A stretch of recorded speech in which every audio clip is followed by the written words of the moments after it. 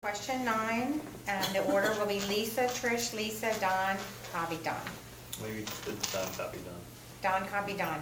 We're gonna do it again. It's off. I don't know how it managed, it got off. I'm sorry, it's a little off. If you want to switch it, you can. I apologize. Last minute kind of. Okay, so we're going to go Lisa, Trish, Lisa, Cobby, Don, Cobby? Copy Don, Trish. We haven't tried that one yet. Yes? No, just go with this? Okay. Lisa, Trish, Lisa, Don, Cobby, Don. Number 9. How do you propose to maintain or restore confidence in the school board? Wow, I don't have a perception in a lack of confidence in the board. The one exception may be where, for the most part, the board is unified in things. We had the issue of debt where we have a 4-3 split. And one thing I've learned in working on a board is you can't actually, I mean, you can move things forward. We eventually got a new financial advisor, but it's just it's sometimes slower to make progress. But you know, all of our board members, I sit on the board, I work with them. I'm not going to stand up here and criticize and condemn people that have a heart to serve our community. In the same way that, you know, I'm not going to criticize my opponent. She has a heart to serve our community. So I don't have the perception that whoever wrote this question has, that there is a strong community perception that our board has division, except I think in the issue of where we had that 4-3 split on the debt stuff. You might want to read that question again, because I don't believe that was the intent of the question. Okay. Okay. You get to rebut, so I guess. Okay, good. Trish, how do you propose to maintain or restore confidence in the school board? So one of the things I've loved about campaigning is getting to talk to parents in the community about what they think about the Leander School District. And I have to tell you that a majority of parents really love their school district. They see tweaks they want to happen, but they do have confidence in their school board. And I'm excited about that. But there are a few people out there who don't feel like the school board has heard them. And that's sad, and I think that's something that does have to be addressed. I'm not saying everybody's going to be 100% happy, but I'm saying that everybody needs to know that they can air their grievances and they will be heard. And so part of the thing I want to do is, as we've talked about at the very beginning, not only increasing the increasing the transparency of communication, right? Where people see where they can go to talk to their school board members, an email, where can they send it? Because right now it goes out to the whole board. What if you want to address somebody in specific? Or how do you find the specific contact you want? Or how do you even find the information you want? I think by parents in the community being able to find the information they want, by being able to talk to the people and feel like they're heard, I think that'll do a really good job of helping the community, a lot of the community, be impressed with their school board. All right, so now having heard the question again, I think to maintain confidence in the board, that we have a lot of opportunities where the board engages with the public. I mean, we have the Connecting You conference that we do every year. We do board coffees. We have our board meetings. I do think one of the suggestions that has come up during this campaign cycle of looking at having a more interactive citizens' comments may be something that we should consider. Thank you. Don? Being retired, I have a lot of opportunity to spend a lot of time in the school district. I spend a lot of time at schools, different events, talking to parents. I mean, hundreds of parents. And I can tell you the majority of the parents out there love what we're doing. Now, there are some that don't, and I'll admit, probably some here tonight that doesn't, but they love what we're doing. And they have confidence that we're going to keep the school district on top, because if we don't, it's going to create an environment in cities of Leander and Cedar Park where our school district starts going down, our schools start going down. People are going to stop coming. And that's an issue.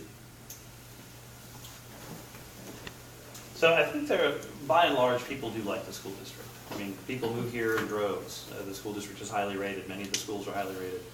There are areas of concern. Obviously, the debt is a huge problem that wasn't really known until recently. It was out there. Michael Dion went to every board meeting for 2.5 years telling him about, you have a problem with the debt. It shouldn't take a citizen telling you for 2.5 years you have a problem with the debt and then have the legislature file 6 bills to stop you from doing what you're doing before you acknowledge, oh wait, we probably need a new CFO and a new financial advisor. That should have been apparent a long time back. It's those kind of things that the board has a bit of a tin ear on, that they need to work on. And it's an important issue because they're out of bond authority. They've used up all the bond money that they have been authorized by the voters. So they're going to have to go back to the voters in the community in the near future to ask for more authority in order to build the additional schools they're going to need for the more people that are coming. And I think they're going to have to do a lot more outreach and a lot more convincing people that we're going to manage the money better this time. And I think you need some new people on the board to help carry that message and to force the organization to think differently and operate differently and approach the public differently about these kinds of issues. Okay. Okay, the last question, and the order will be Kavi, Don, Kavi, Trish, Lisa, Trish. And then after you respond to these questions, then we'll have the closing statement going back to 3 minutes each. Number 10. Would you say that the LISD school board has any shortcomings in regards to transparency? If so, Obviously, this is. if so, how would you propose improving transparency? Kavi, you're first. Rerun everything I've been talking about. I think it's important that they do something to get the meetings live streamed over the internet if they can't get them on TV. That's an important aspect of it. I think shifting the meetings around so that people who come and talk to them have an ability to interact, I think that would be a lot better too. I think generally there's a lot of data on the website. It's almost like drinking from a fire hose. There's so much stuff out there, and it doesn't have a lot of context to it. I think that's something that the board members need to do. The board members' communication in the meetings with the public is the important thing. They talk well amongst themselves, and they talk well with the staff, and they use the alphabet soup that is school world, and no one can really follow what they're talking about, and they use a lot of acronyms and a lot of numbers and abbreviations. And they really need to start thinking, we are in the communication business. We need to communicate openly, clearly, and cleanly so that people know what we're talking about. People can go find the documents where we say they're going to find them, and they can understand it better. And that will help with the transparency issue. I don't know that it's a huge issue, but I know a lot of people have gone to meetings and said they just sit there and they say nothing. I don't know what's going on. I've written emails to people on the board. They've not responded. Various people I know say they've done that. A staff member might respond. I've raised issues with the superintendent before and been shunted over to some staff member who didn't handle it very well, but the superintendent's done with me. I think there's just a customer service attitude that has to be refocused. They have a big job. They're educating the youth of the country. The Supreme Court has talked about how the schools are they inculcate American values of democracy and freedom and things like that. It's an important function, but you can't get so wrapped up in that function that you lose the fact that they have a community that's not just students. You have parents and taxpayers and retired people and business owners, and you need to respond to their issues as well. School business is a very complex business. We try to do everything we can to put things on the website that people can see and can relate to. A lot of people don't understand it, and that's true. Could we do a better job? Sure, we could do a little better job. And it's something we can definitely move forward with as we talk about our website and what we need to have on it that people understand. I mean, we even have our check register on there that you can look at every check that we write. The debt is on there. There's been no secrets about the debt. It's on there. So if you hadn't paid attention to it and looked at it, you wouldn't know. So, we have our board meetings. We maybe have 1 or 2 people that come and talk generally. Sometimes there'll be more than that, but generally there's only 1 or 2. And those are open. Anybody can come and talk about anything they want to. Now, of course, as we've said, we can only talk about those items that are on the agenda. And generally, there's always some response. Now, I've never gotten an email that I haven't responded to. So I don't know where that came from, but, There may be other board members that did and didn't respond, but I've always responded to every email I've got. So the issues are out there. I mean, I know a lot of people have gone to meetings. Most of the meetings I go to, there's 5 or 6 people that talk. And they're talking about really impassioned things. And this is something I've observed as a lawyer representing school districts all over the state. It's way worse than people coming to a city council meeting complaining about where you put a stop sign, or you zoned a convenience store up the corner. People get mad about that. But in schools, you're messing with people's kids, and there is a high degree of emotionality a lot of times about what's going on. I see it in lawsuits. I see it in giving them advice on what to do. And so you got to figure out a way to kind of work through that. I'll just say, as to the board meeting stuff, any trustee at any point in time in the history of the district could have said, I make a motion that we pull up agenda item 14 because there's 12 people here that want to talk about it. I've never seen that happen. That's all it takes, is one trustee saying that, another one seconding it, you force a vote on the topic, and then you at least get who on the record who wants to actually communicate with the public and who doesn't. And I've told them that. I've gone to board meetings and said, any two of you could put anything on the agenda you want. You guys could move the agenda around if you want. No one has taken me up on that. And I like a lot of the board members. I mean, I don't have any animus towards anybody on the board. I just think that they're locked into a certain way of operating, and they're comfortable with that way of operating, and they don't want to change for the better. Trish? Okay, so when my daughter was dropped off at the wrong part of the neighborhood, I was a hopping mad mama. And I got on the website to quickly find the transportation, to call them to say, what was that bus driver thinking to leave my daughter where I can't find her? I was so mad.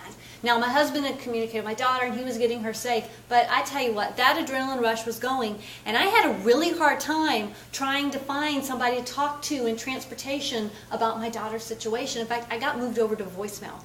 I got so mad about it, I sent an email to the board members. And I sent it to, you do the governance email team or whatever, it goes to all of them. And I did get a response, and that's great.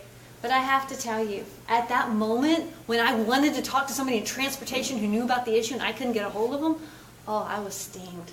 So I think, as far as working on transparency, we have got to be able to make sure people know who they can contact and be able to contact those people to get the answers they need to be able to put input.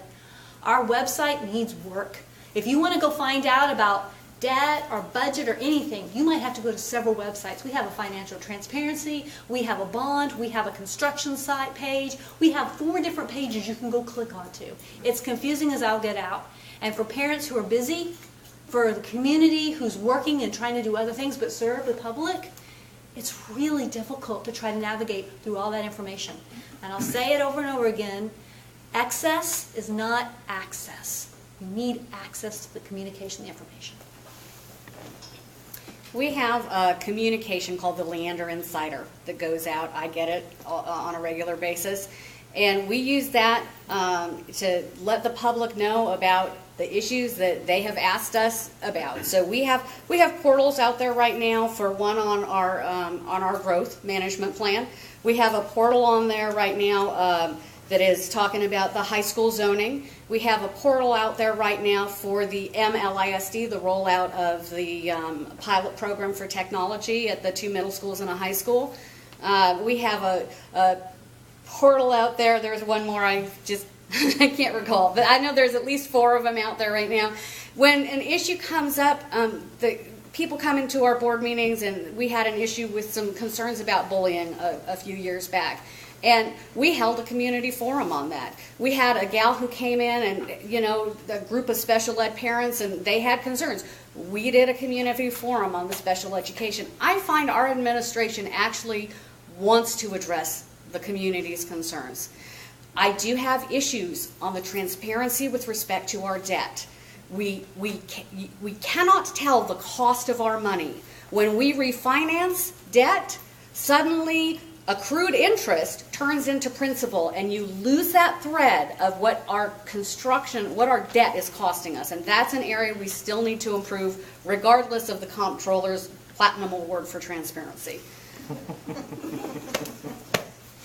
Trish, did you want to read that?